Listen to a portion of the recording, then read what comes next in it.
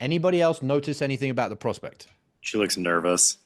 Massively. Probably connected to the fact that the shop is in chaos, but we don't know that. We can't assume that. So, what should we do without assuming if we're noticing something? Ask her if she's okay. Hey, Acknowledge. I could be completely wrong, Ashley, and forgive me for being direct, but I get the sense that you're maybe a little bit nervous or something's going on.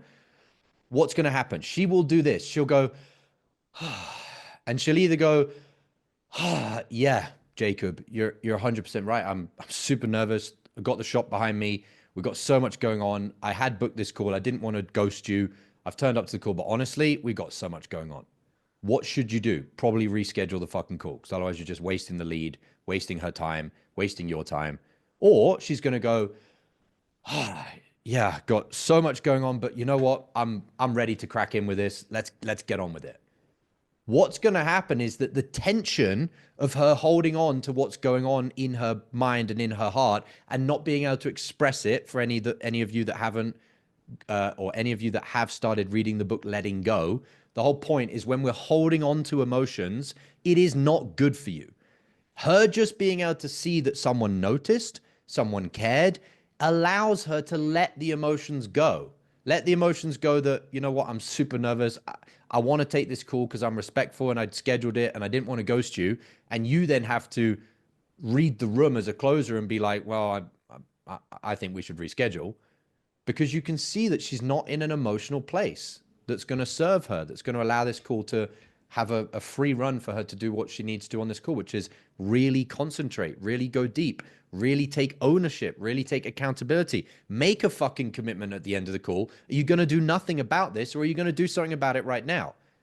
She probably isn't in the mental space to be able to do that with everything that we've seen so far. Hey Josh, real quick. I experienced this a noticeable amount on tax alchemy on the setting calls. Hmm. If What are your thoughts on setting call versus closing call? Because I know we spoke about if somebody's like eating Chick-fil-A or they have like a kid in the background. Is it to your best judgment or what are your thoughts? I think there's a much lower bar given that it's just a setting call. If someone's gone ahead and booked in a full closing call at a specific time, I think it's very professional and demonstrating expertise that if someone's not ready, not prepared, not present, to reschedule. With a setting call, you don't really have as much leverage over the prospect to kind of expect them to be sitting there as prepared. But I would have a limit, like if they're literally licking the fucking barbecue sauce off their chicken fingers while they're eating their chicken wings and they're doing that for a few minutes, at some point I'm going to say, hey, totally understand you're on your break for lunch. This call is going to be pretty quick if we can actually like dive in. Can you just put the chicken wings down for 10 minutes and then we can just get this knocked out and see what the next steps are? Is that something you're willing to do? Yes. So if it's just blatantly obvious that they're so invested in what they're doing, which is not this call, at some point I'll call it out. But I wouldn't be as upfront for the first 5 minutes because they don't fucking know you. They didn't book in a call. Does that make sense? It does. How many deals have you already lost this week that you could have closed but didn't because you were out of state?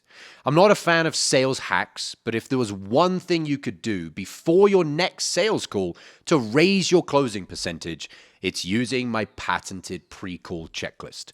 Imagine taking just 60 seconds to read 5 to 7 personalized bullet points on a piece of paper, and as unbelievable as it may sound, puts you into the optimal state to access your highest sales skills on every call. That's the pre-call checklist. I'm going to show you how to create your own. All you need is a piece of paper and to go through the training that I'm going to give you. Thousands of salespeople have used this framework to close more deals, and you can have your own for free. No strings attached in a matter of minutes. Click the link below this video, enter your email, and grab it right now.